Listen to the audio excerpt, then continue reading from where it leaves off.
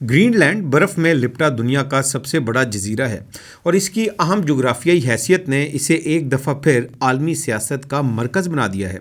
Green land بظاہر کم آبادی والا اور دور افتادہ جزیرہ ہے، مگر اس کی اسٹریٹجک پوزیشن اور اس میں موجود معدنی ذخائر نے اسے عالمی طاقتوں کے لیے ناقابل نظر انداز بنا دیا ہے۔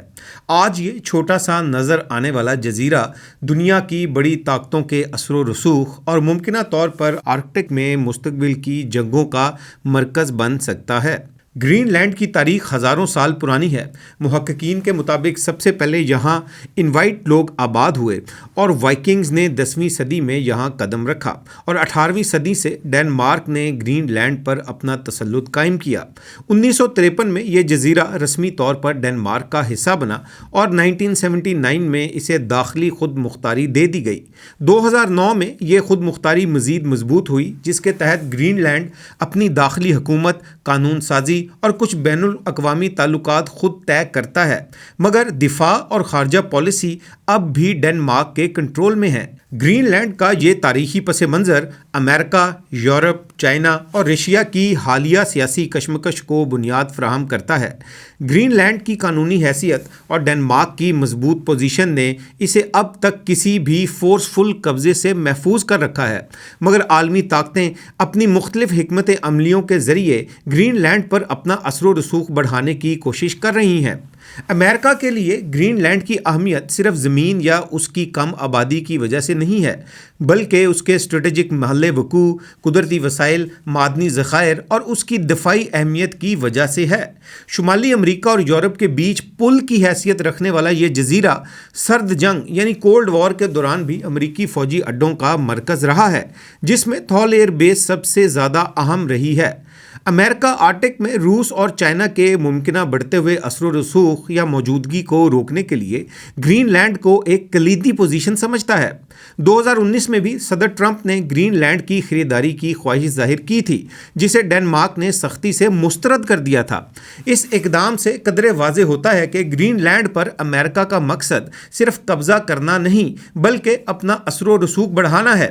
آنے والے دنوں میں ممکنہ طور پر امریکہ گرین لینڈ میں معدنیات اور توانائی کے شعبوں میں سرمایہ کاری کے ذریعے گرین لینڈ پر اپنا معاشی اثر و رسوخ بڑھا سکتا ہے۔ اس کے علاوہ امریکہ کے یہاں پہلے سے بھی فوجی اڈے قائم ہیں، جن کو مزید توسیع دے کر یا جدید بنا کر امریکہ گرین لینڈ کے علاقے میں دفاعی برتری حاصل کر سکتا ہے۔ یہاں یہ بات اہم ہے کہ گرین لینڈ کی اہمیت صرف امریکہ تک محدود نہیں۔ روس بھی آرکٹک میں اپنی موجودگی بڑھانے اور سمندری راستوں کی اسٹریٹجک اہمیت کے لیے گرین لینڈ کو اہمیت دیتا ہے۔ روس کے لیے یہ جزیرہ شمالی بحری راستوں اور دفاعی اسٹریٹجیز کا حصہ ہے، اور چین اقتصادی طور پر اور معدنیات کے شعبوں میں سرمایہ کاری کے ذریعے آرکٹک میں اثر و رسوخ بڑھانے کے لیے ممکنہ طور پر دلچسپی رکھتا ہے۔ چین نے گرین لینڈ میں بندرگاہوں اور معدنی وسائل کے منصوبے بھی تجویز کیے ہیں، جو کہ امریکہ اور یورپی ممالک کے لیے تشویش کا باعث ہیں۔